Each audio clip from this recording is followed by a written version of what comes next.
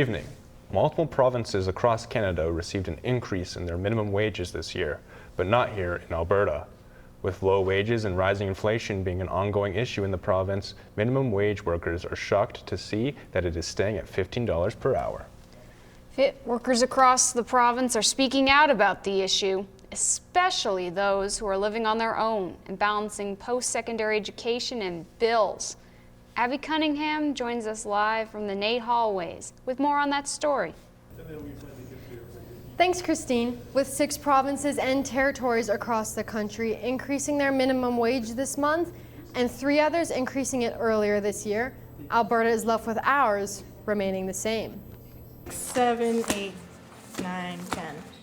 5 years ago, Alberta's minimum wage was the highest in the country, but since then, the government has made no change and we're now in the bottom 3. With inflation going up along with the cost of living, $15 an hour just isn't cutting it anymore for many Albertans. They haven't increased the minimum wage for 5 years. In that time, inflation has gone up nearly 20%. This inflation jump is the largest Alberta has seen in over 40 years. Minimum wage workers across Alberta are struggling to make ends meet as the cost of living continues to increase. You want to do a cup or cone for that one? Danielle McClements is a NAIT student living in Edmonton on her own, having to pay for her own rent, groceries, and bills, all while attending classes. To be honest, I don't get out much. I don't do much other than work, school, go home, repeat. I probably spend about 70% of my paycheck on paying to live. A statement released by Andrea Smith states that maintaining the current minimum wage gives employers and employees predictability and stability during a time of economic growth and labor shortages. Stability in a time of rising costs and high inflation is the opposite of what we need in terms of wages, because I think everyone understands that a wage that remains stable while prices are going up is actually a wage cut. According to McGowan, 65% of our economy is driven by consumer spending. So if people have less money to spend, then it doesn't hurt just the individual workers, but also the overall economy. If you look at the difference in something as simple as a carton of eggs compared to 5 years ago, it's a huge difference, and our wages are the same. And I think that's kind of terrible. The government of Alberta is not planning on increasing the minimum wage anytime soon, choosing to leave it at $15 per hour. So Abby, since they're not increasing it, what can students do to survive on a low income and still be in school?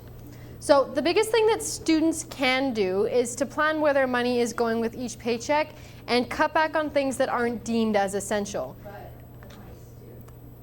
Budgeting plans are a useful tool to help figure out where you can split up your money as each paycheck comes in, choosing what's going to go to groceries, what's going to go to bills, and what might go to fun if you can have some extra money for it. Also, NAIT does have a campus food bank, so if you're short on money and can't afford to get groceries one week, that's a super helpful tool right here on campus. And then lastly, applying for scholarships, bursaries, grants, student loans, any of that kind of financial stuff can really help as the financial aid you might need.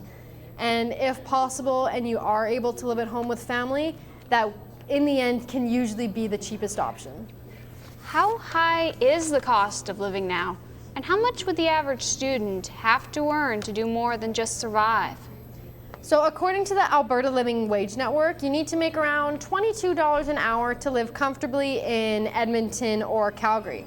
So even if our minimum wage was raised to $17.70 with inflation, as Gil McGowan mentioned, it's still not considered to be a livable wage. The biggest difference between the two being that minimum wage is the lowest you can be paid by an employer to make sure that you're getting paid fairly for your labor, whereas the livable wage is calculated by how much a person needs to be making per hour to cover basic needs and expenses to live comfortably. Thanks, Abby. That was Abby Cunningham reporting live from the Nate hallways.